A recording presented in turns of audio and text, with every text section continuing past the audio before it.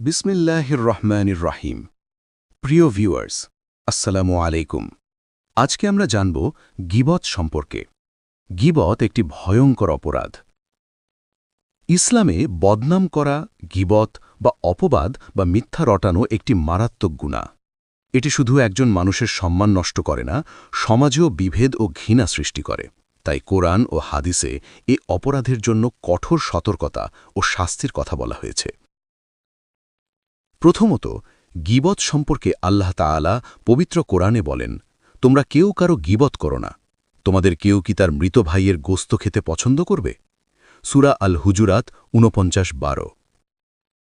এই আয়াতে গীবতকে মৃত ভাইয়ের গোস্ত খাওয়ার সাথে তুলনা করা হয়েছে, যা অত্যন্ত জঘন্য ও ঘৃণ্য কাজের প্রতীক।